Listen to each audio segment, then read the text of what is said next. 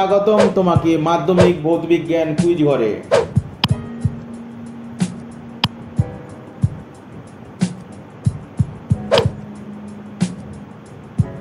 আজকের এই ভিডিওতে তড়িৎ প্রবাহ ও রাসায়নিক বিক্রিয়া অধ্যায়ের উপর 20টি গুরুত্বপূর্ণ এমসিকিউ প্রশ্ন নিয়ে কুইজ হবে। প্রতিটি প্রশ্নের জন্য সময় থাকবে মাত্র 10 সেকেন্ড। তোমরা উত্তর দাও আর শেষে দেখে নাও 20-র মধ্যে তোমাদের স্কোর কত হলো। আর সেই স্কোরটা আমার ভিডিও ডেসক্রিপশান বক্সে তোমরা কমেন্ট করো যে কে কত তোমরা নাম্বার পেলে। এটা হচ্ছে আমার এপিসোড নাম্বার 3। এর আগে দুটো এপিসোড হয়ে গেছে, এপিসোড 1 ও এপিসোড 2। সেই দুটো যারা খেলতে চাও বা কুইজটা অংশগ্রহণ করতে চাও তারা আমার এই ডেসক্রিপশান বক্সে তার ভিডিওর লিঙ্ক দেওয়া থাকবে। তোমরা সেখানে গিয়ে ওই দুটো ভিডিও তোমরা কুইজটা করতে পারো। আশা করি এই এপিসোড 1 ও এপিসোড 2 এবং এপিসোড 3 এই তিনটে কুইজে যে প্রশ্নগুলো দেওয়া আছে তোমাদের মাধ্যমিক পরীক্ষা, বোর্ডের মাধ্যমিক পরীক্ষা এবং স্কুলের যে সেকেন্ড সাবমিটিভ পরীক্ষা সামনে আসতে চলেছে সেই পরীক্ষায় তোমাদের উপকার লাগবে। চলো আজকের এই কুইজ শুরু করা যাক। আচ্ছা, একটু দেখে নাও যে আমি দেখো প্রতি সপ্তাহে সোমবার, বুধবার ও শুক্রবার এই 3 দিন হচ্ছে কিনা রাত 8টার সময় কুইজ হবে এবং রবিবার করে প্রতি সপ্তাহের প্রতি রবিবার মক টেস্ট হবে ঠিক রাত 9টায়। চলো আজকের প্রথম প্রশ্নটা কি বলছে দেখো।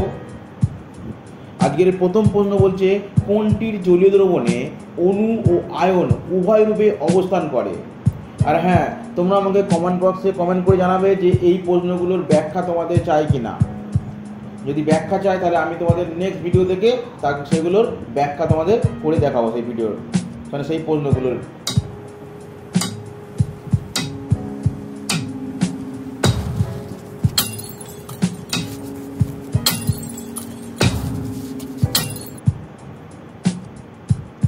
দেখো আজকের প্রথম প্রশ্নের প্রথম উত্তরটা কি বলছে দেখো। প্রথম উত্তরটা হচ্ছে CH3COOH। চলো নেক্সট কোশ্চেন দেখো কি বলছে। কপার তড়িৎদ্বারের সাহায্যে কপার সালফেট দ্রবণের তড়িৎ বিশ্লেষণ করলে দ্রবণে কপারের পরিমাণ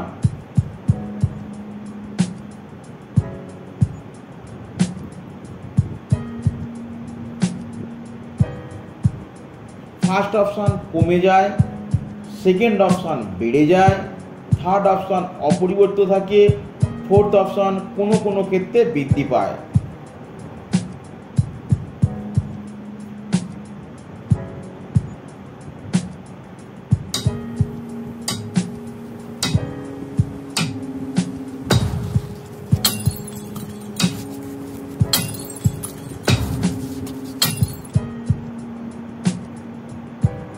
এর অ্যান্সার হবে দেখো কি বলছি, অপরিবর্তিত থাকে।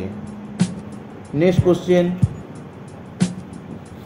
দেখো, থার্ড কোশ্চেনটা কি বলছে, প্রদত্ত ক্যাটায়নগুলির মধ্যে কোনটি জলীয় দ্রবণে মুক্ত অবস্থায় থাকে না।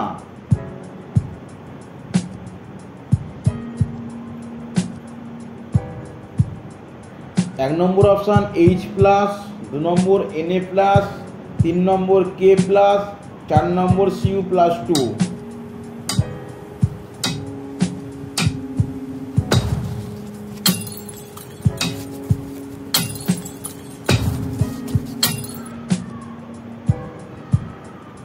এর অ্যান্সার কি হবে দেখো, অ্যান্সার হবে হাইড্রোজেন প্লাস। নেক্সট কোশ্চেন, তড়িৎ বিশ্লেষ্যের তড়িৎ পরিবহনের জন্য দায়ী হলো।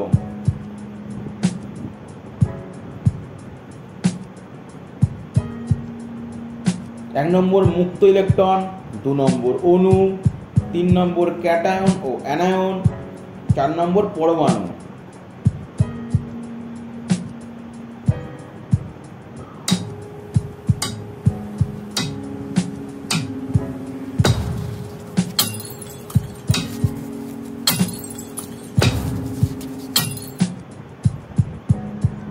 এর অ্যান্সার হবে ক্যাটায়ন ও অ্যানায়ন উভয়ই। ঠিক আছে, চলো 5 নম্বর প্রশ্ন কি বলছে। 5 নম্বর প্রশ্ন বলছে প্রদত্ত কোনটির জলীয় দ্রবণে অণু ও আয়ন একত্রিতভাবে উপস্থিত নেই।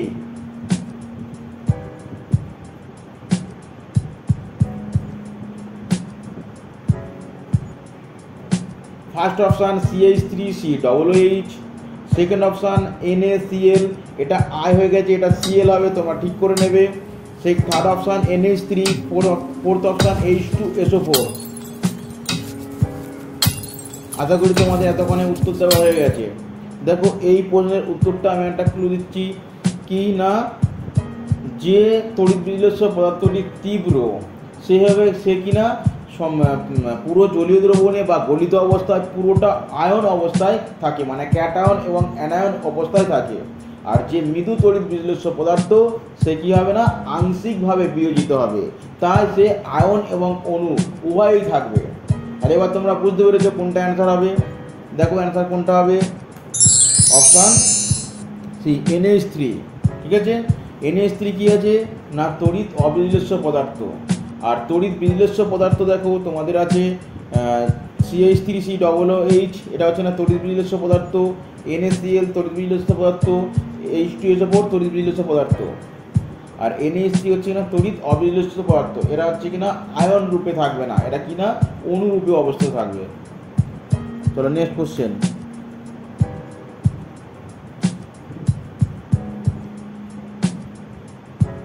মৃদু তড়িৎ বিশ্লেষ্যে জলীয় দ্রবণে পাওয়া যায় 1 নম্বর অপশান অণু, 2 নম্বর আয়ন, 3 নম্বর আয়ন ও অণু উভয়ই, 4 নম্বর কোনোটিই নয়। আমি যে এক্ষুনি যে প্রশ্নটা বললাম, যে ব্যাখ্যাটা করলাম, ঠিক সেই ব্যাখ্যাটা ভালো করে বোঝা গেলে আশা করি তোমরা এই অঙ্কটা মানে এই প্রশ্নটা পেরে যাবে।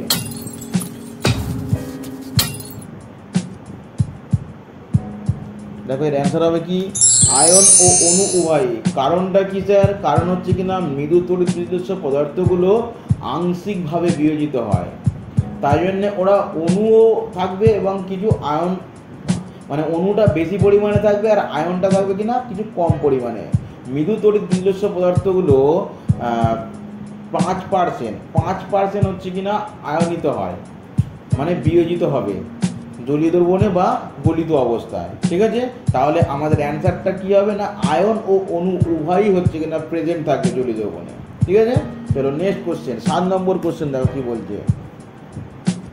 বলছে সিলভার প্লেটিংয়ের সময় অ্যানোড হিসেবে ব্যবহার করতে হবে।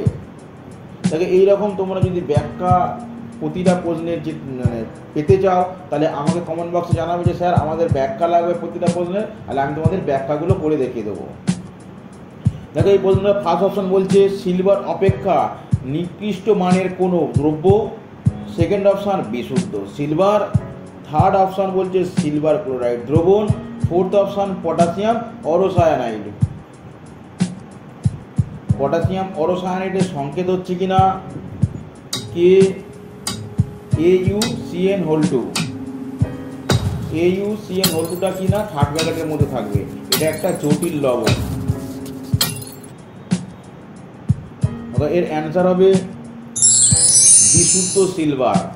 চলো 8 নম্বর প্রশ্ন দেখো কি বলছে, প্লাটিনাম তড়িৎদ্বার ব্যবহার করে কপার সালফেটের জলীয় দ্রবণের তড়িৎ বিশ্লেষণে অ্যানোডে উৎপন্ন হয়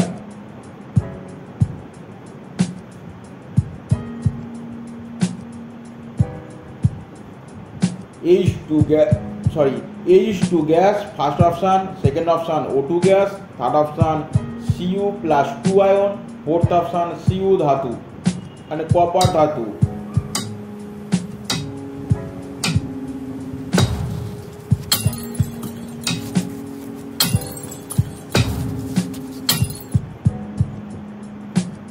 দেখো অ্যান্সার হবে কিনা O2 গ্যাস, অক্সিজেন গ্যাস হচ্ছে কিনা কি অ্যানোডে উৎপন্ন হবে। চলো নেক্সট কোশ্চেন, 9 নম্বর কোশ্চেন কি বলছে দেখো, লোহার চামচের ওপর নিকেলের তড়িৎ লেপনে অ্যানোড রূপে ব্যবহার হয়।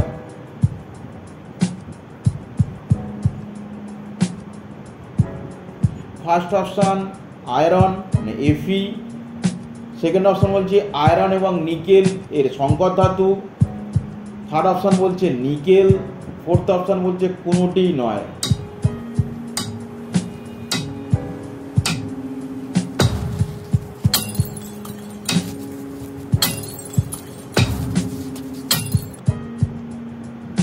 তাহলে এর উত্তরটা হবে নিকেল। 10 নম্বর প্রশ্ন দেখো কি বলছে এবারে, কোনটি তড়িৎ বিশ্লেষণের ব্যবহারিক প্রয়োগ নয়?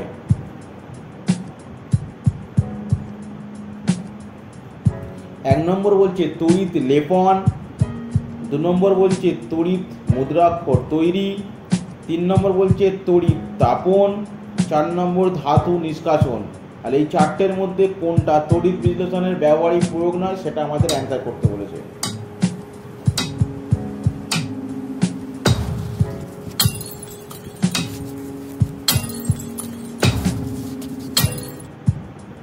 তাহলে এর অ্যান্সার দেখো কি হবে না তড়িৎ তাপন।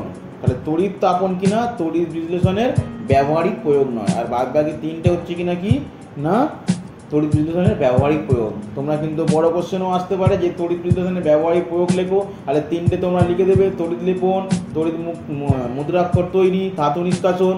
ঠিক আছে। আরে দেখো তোমাদের যদি এরকম কুইজ ভালো লেগে থাকে তাহলে আমার চ্যানেলটিকে সাবস্ক্রাইব করবে। আমার চ্যানেলের নাম মাধ্যমিক ভৌতবিজ্ঞান কুইজ ঘর। আর বন্ধুদের মধ্যে শেয়ার করবে এবং যদি ভিডিওটা ভালো লেগে থাকে তাহলে একটা লাইক দেবে। একটা লাইক আমাকে কি করবে নতুন ভালো ভিডিও বানাতে আমাকে কি করবে না উৎসাহিত করবে বা অনুপ্রেরণা দেবে আরও ভালো ভালো প্রশ্ন তৈরি করার। তোমরা দেখো এই সেকেন্ড সাবমিটিভের জন্য এই যে প্রশ্নগুলো দিলাম এপিসোড 1, এপিসোড 2 এবং এপিসোড 3 ভালো করে প্র্যাকটিস করবে। আশা করি তোমরা এখান থেকে অনেকটাই ফলাফল ভালো পাবে। মানে কোশ্চেন তোমাদের কিন্তু এর মধ্যে থেকে অনেকটা আসার চান্স বেশি। তাহলে তোমরা ভালো করে কি করবে তোমরা একটা এমসিকিউর জন্য একটা খাতা তৈরি করবে। আমি এরকম প্রতিটা মানে ভৌতবিজ্ঞানের প্রতিটা অধ্যায়ের এরকম মানে এমসিকিউ কুইজের মাধ্যমে তোমাদের এমসিকিউগুলো দেবো। সেইগুলো তোমরা কি করবে এমসিকিউ খাতা তৈরি করে তোমরা নোট করার চেষ্টা করবে। দেখবে ওগুলো পড়বে দেখে মাধ্যমিকে আশা করে তোমরা ভালো ফল করতে পারবে। দেখো মাধ্যমিকে ভালো নাম্বার পেতে গেলে ভৌতবিজ্ঞানে ভালো নাম্বার পেতে গেলে কি করতে হবে না এমসিকিউটাকে ভালো করে জোর দিতে হবে। ঠিক আছে। এমসিকিউ হচ্ছে কিনা যে কটা এমসিকিউ আসবে সব কটা তোমাদের কারেক্ট করতে হবে। আর তার জন্য তোমাদের কিন্তু একটা প্রপার মানে একটা খাতা এমসিকিউ খাতা তৈরি করতে হবে। তাহলে সেই খাতাতে এই প্রশ্নগুলো তোমরা টুকে রাখবে আর তোমরা বারে বারে কী করবে না রিভাইজ করবে। দেখবে তোমাদের মাধ্যমিক পরীক্ষা আশা করে ভালো ফলাফল হবে। চলো নেক্সট কোশ্চেন কি বলছে দেখো, কপার ধাতুর তড়িৎ বিশোধনের সময় অ্যানোড মাডের যে ধাতুটি অনুপস্থিত সেটি হলো।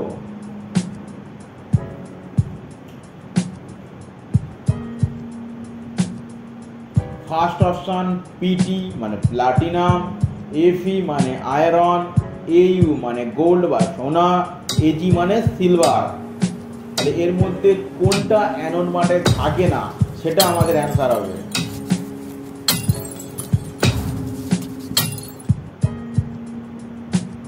তাহলে এর অ্যান্সার হবে আয়রন এফি।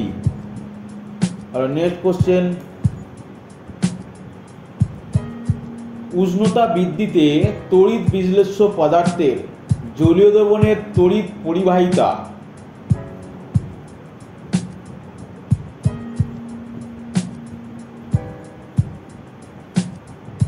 1 নম্বর বৃদ্ধি পায়, 2 নম্বর হ্রাস পায়, 3 নম্বর অপরিবর্তিত থাকে, 4 নম্বর প্রথমে হ্রাস পায় পরে বৃদ্ধি পায়।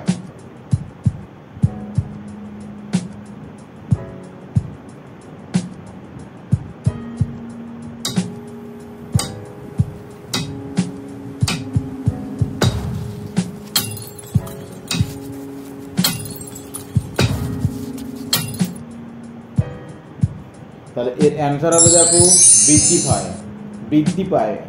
একটুকুনি কারণটা কেন আমি বলে দিচ্ছি।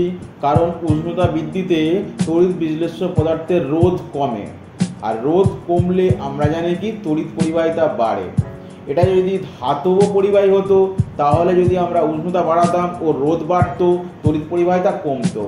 তাহলে এখানে তড়িৎ বিশ্লেষ্য পদার্থের উষ্ণতা যদি আমরা বৃদ্ধি করি তাহলে কি হবে না রোধ বাড়বে। রোধ মানে হচ্ছে কিনা তড়িৎ পরিবহনে বাধা। তাহলে বাধাটা যদি কমে যায় তাহলে কি হবে তড়িৎ পরিবাহিতা বাড়বে। তাহলে বোঝা গেল আশা করি। চলো নেক্সট কোশ্চেন দেখো কি বলছে।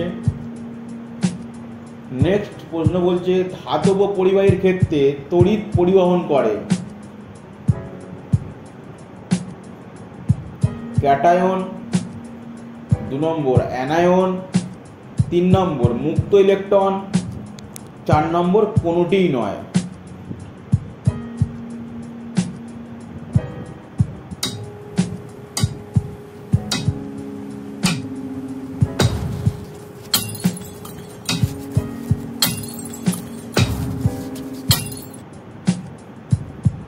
এর অ্যান্সার হবে মুক্ত ইলেকট্রন। 14 নম্বর প্রশ্ন দেখো এবার কি বলছে, রূপোর অলঙ্কারে সোনার প্রলেপ দিতে তড়িৎ বিশ্লেষ্য হিসাবে ব্যবহৃত হয়।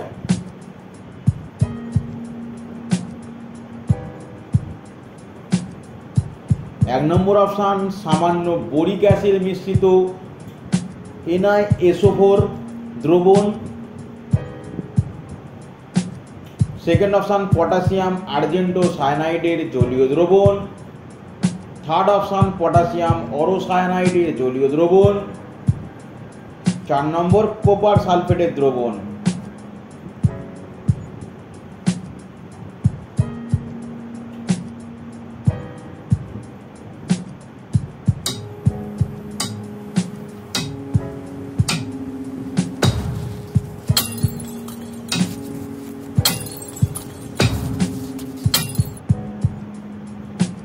তাহলে এর অ্যান্সার হবে পটাশিয়াম অরোসায়ানাইডের জলীয় দ্রবণ। নেক্সট কোশ্চেন 15 নম্বর, গলিত NaCl এর মধ্যে সমপ্রবাহ পাঠালে তড়িৎ পরিবহন করে।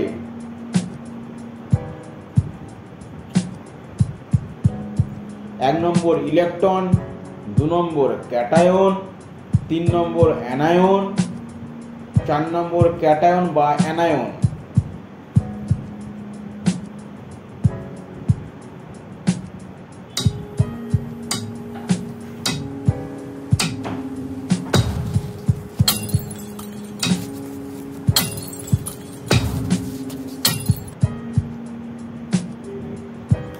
তাহলে অ্যান্সার হবে ক্যাটায়ন বা অ্যানায়ন। এটা ক্যাটায়ন বা অ্যানায়ন নয়, ক্যাটায়ন ও অ্যানায়ন হবে, দুটোই হবে, ঠিক আছে। উভয়ই হচ্ছে কিনা আমাদের কি কিনা তড়িৎ পরিবহন করে। তাহলে এই 15টা কোশ্চেনের মধ্যে তোমরা যদি 12টা কোশ্চেন ঠিকঠাক অ্যান্সার দিতে পারো, মানে সঠিক অ্যান্সার দিতে পারো, তাহলে তোমাদের পরীক্ষা প্রস্তুতি ঠিকঠাক আছে। আর যদি না হয় তাহলে তোমরা বাড়িতে আর একটু চেষ্টা করো, আশা করি তোমাদের হয়ে যাবে। চলো নেক্সট কোশ্চেন 16 নম্বর কোশ্চেন কি বলছে, কোনটি তড়িৎ পরিবহনের ক্ষমতা ন্যূনতম। বলছে কোনটি তড়িৎ পরিবহনের ক্ষমতা ন্যূনতম, মানে সবচেয়ে কম কোনটা। প্রথম অপশান NaCl, ওটা CI আছে, ওটা Cl হবে। NaCl, KCl, ওইগুলো সব I হয়ে গেছে, ওগুলো L হবে। KCl দ্রবণ, NaCl দ্রবণ আর কঠিন KCl। তাহলে চারটের মধ্যে কোনটা ন্যূনতম, মানে কম পরিবহন করবে, মানে যেটার মধ্যে কম ক্যাটায়ন ও অ্যানায়ন উৎপন্ন হবে, সেটা হবে অ্যান্সার। তাহলে এর অ্যান্সার হবে কঠিন KCl। নেক্সট প্রশ্ন দেখো কি বলছে, ভোল্টামিটারে অ্যাসিড মিশ্রিত জলের তড়িৎ বিশ্লেষণের সময় অ্যানোডে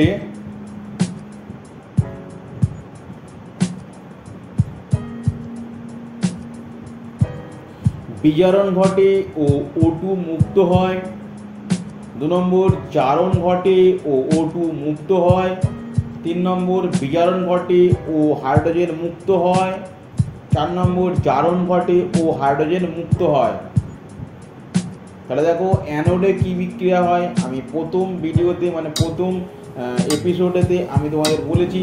তাহলে সেখানে সেই ভিডিওটা যারা দেখোনি তারা এই ডেসক্রিপশন বক্সে, ভিডিও ডেসক্রিপশন বক্সে লিঙ্ক দেওয়া থাকবে, সেখানে দেখে নিয়ে বুঝে নেবে। দেখো অ্যানোডে কি বিক্রিয়া হয় না, জারণ বিক্রিয়া হয়। তাহলে দেখো জারণ কোথা ঘটছে, তাহলে সেকেন্ড অপশানটা জারণ ঘটছে আর ফোর্থ অপশানটা জারণ ঘটছে। দেখো তাহলে এই দুটো অপশানের মধ্যে একটা রাইট হবে। দেখো কোনটা রাইট হয়, তাহলে জারণ ঘটে ও O2 মুক্ত হয়। এবার 18 নম্বর প্রশ্ন দেখো কি বলছে, কপার তড়িৎদ্বার ব্যবহার করে কপার সালফেটের জলীয় দ্রবণের তড়িৎ বিশ্লেষণে দ্রবণের নীল বর্ণ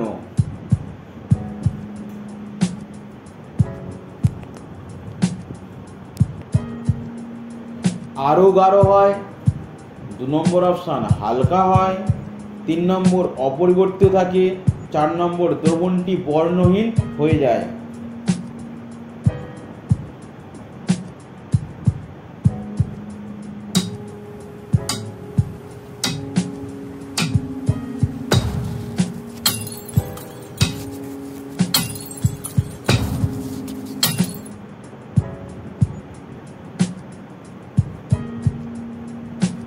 তাহলে এর অ্যান্সার হবে অপরিবর্তিত থাকে। 19 নম্বর প্রশ্নটা কি বলছে দেখো, প্রদত্ত কোনটি তড়িৎ বিশ্লেষ্য পদার্থ?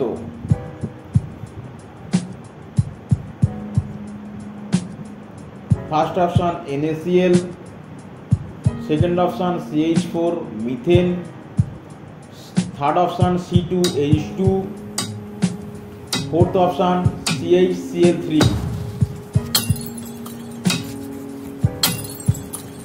তিনটে তড়িৎ অবিশ্লেষ্য পদার্থ দেওয়া আছে আর একটা তড়িৎ বিশ্লেষ্য পদার্থ দেওয়া আছে, তাহলে সেটা হবে অ্যান্সার আমাদের NaCl। এটা কিন্তু অপশানে দেওয়া উচিত ছিল গলিত NaCl বা NaCl এর জলীয় দ্রবণ, কেন কঠিন NaCl হচ্ছে কিনা তড়িৎ বিশ্লেষ্য পদার্থ নয়, মানে তড়িৎ বিশ্লেষণ করতে পারে না, কঠিন অবস্থায় খুব কম পরিমাণে আয়ন ভাঙে, তাই জন্য কি গলিত NaCl বা জলীয় NaCl হওয়া উচিত ছিল। আর চলো নেক্সট কোশ্চেন, 20 নম্বর কোশ্চেন কি বলছে দেখো। 20 নম্বর প্রশ্ন বলছে যে কপার ধাতু তড়িৎ বিশোধনের সময় অ্যানোড মাডে যে ধাতুটি অনুপস্থিত সেটি হলো, এরকম কোশ্চেন আগে একটা ছিল। First option Pt, fourth option Fe, third option second option Fe, third option Au, fourth option Ag। এই কোশ্চেনটা আগে ছিল, এটা রিপিট হয়ে গেছে কোশ্চেনটা, তাহলে অ্যান্সার হবে এটা, অ্যান্সার হবে Fe। আজ কুইজ এই পর্যন্তই শেষ। এই 20টা প্রশ্নের মধ্যে তোমরা কটা ঠিকঠাক অ্যান্সার দিতে পেরেছো আমাকে কমেন্ট বক্সে জানাও। আজ ভিডিও এই পর্যন্তই, এবার দেখা হবে তোমাদের সাথে নেক্সট ভিডিওয়। থ্যাঙ্কস ফর ওয়াচিং, ভিডিওটা দেখার জন্য ধন্যবাদ।